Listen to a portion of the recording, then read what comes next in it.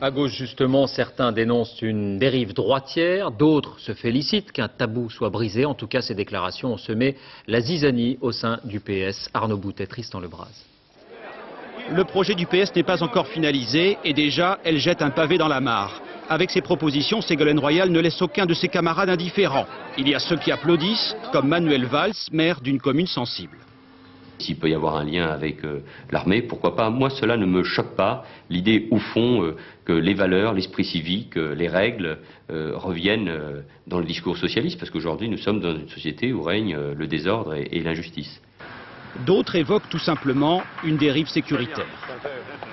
La militarisation de la sécurité, ce n'est plus l'ordre juste, c'est juste l'ordre. Depuis 20 ans, l'insécurité empoisonne la gauche. 1983, des policiers manifestent sous les fenêtres du garde des Sceaux, Robert Badinter, après la mort d'un agent. Dans les années 80-90, la gauche rechigne à muscler son discours et face à la violence, elle hésite. Rien n'excuse cette violence, assurément. Mais il faut comprendre que peut espérer un être jeune qui naît dans un quartier sans âme.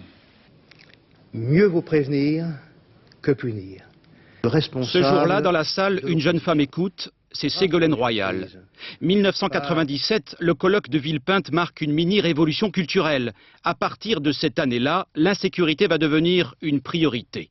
Jean-Pierre Chevènement veut mettre en place des centres fermés et il évoque un fléau, la délinquance des mineurs.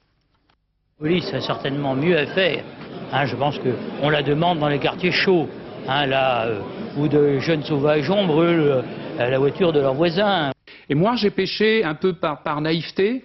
Cette naïveté reconnue par le candidat Jospin à la présidentielle marque un échec. Après le 21 avril 2002, Ségolène Royal entend relever le défi de l'insécurité.